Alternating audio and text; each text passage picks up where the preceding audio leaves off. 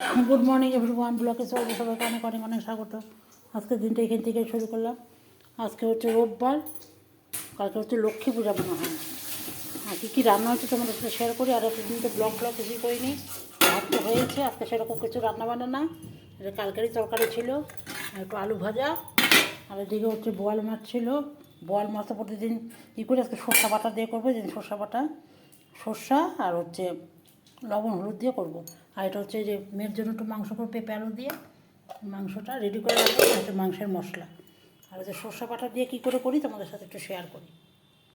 একটু কালো জিরে দেওয়া হলো, আবার একটু বেগুন দিব, 4 পিস বেগুন রাখছি, বেগুনটা দিব।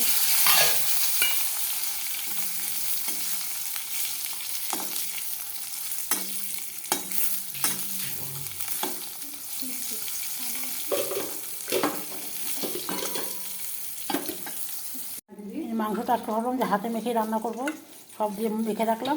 মাছটা হয়ে গেলে তারপরে মাংসটা বসাবো।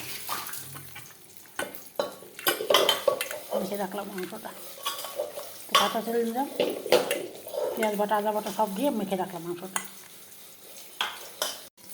বেগুনটা ভাজা ভাজা হয়ে গেছে মোটামুটি।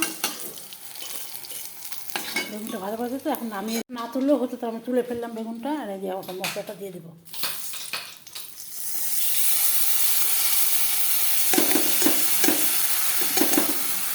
জল একদম সিম্পল রান্না, কিন্তু খেতে খুব টেস্ট হয় একদম।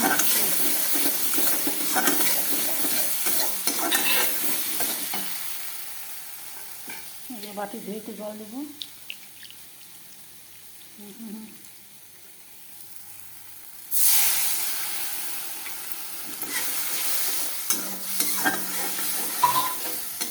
এরকম করে খেয়ে দেখো, খুবই ভালো লাগে খেতে। বোয়াল মাছটা আমি বেশিরভাগই পেঁয়াজ দিয়ে রান্না করি। আজকে আর ভালো লাগলো না, আজকে না এরকম করে রান্না করি। আমি এখন মাছটা বেশি সরষাটা বেশি আর ই করবো না, মাছটা আমি এখন দিয়ে দিবি এখানে।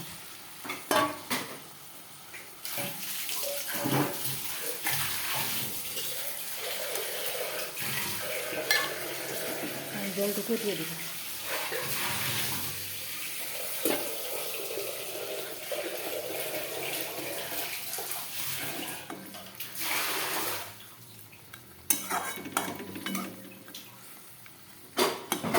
সিম্পল এতে হয়ে গেল মাছ। মাছ ভাজতে যা টাইম, মাছ রান্না করতে একদমই টাইম লাগবে না। বেশি মাখামাখাই করবো, বেশি ঝোল টোল কিছুই রাখবো না, এরকমই রাখবো। হয়ে গেল বোয়াল মাছ। তারপরে যে মাংসটা আমি রেডি করে রাখছি, মাংসটা বসাবো। মাছটা করতেছে আমি ধনে পাতা রেডি করে রাখছি, দেশি ধনে পাতা কালকে নিয়ে আসছি, একটু দিয়ে দিব এখানে।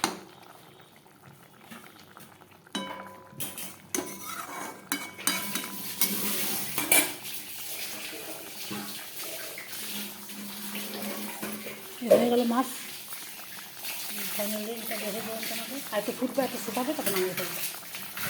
এটা হয়ে গেছে একদম মাখা মাখা, দেখো একদম মাখা মাখা হয়ে গেছে। কড়াইটা ভালো করে কাঁচায় নে। এখন মাংসটা রান্না করবো। মাংস আমি তেল দিয়ে দিলাম, এখানে যেহেতু তেল দেওয়া আছে সেখানে এরকম। মাংস বেশি না, শুধু মেয়ের জন্যই রান্না করবো অল্প।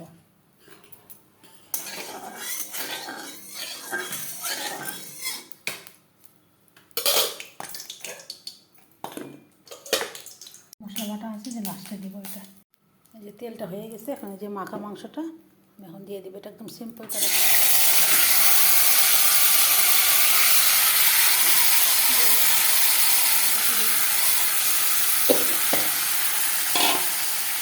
সবই দেওয়া আছে জন্য আমার মশলাটাকে কিছু দিতে হবে না। এখন শুধু আমি এখন কষাবো, পাতলা করে পেঁপে আলু দিয়ে রান্না করবো।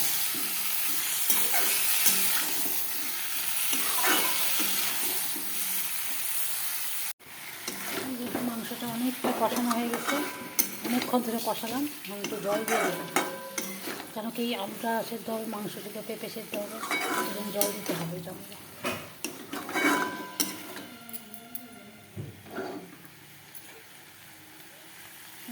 একটু জল দিয়ে দিলাম, একটু সেদ্ধ হোক ভালো করে। এখানে একটু জল দিত, গরম জল হলে একটু ভালো হতো।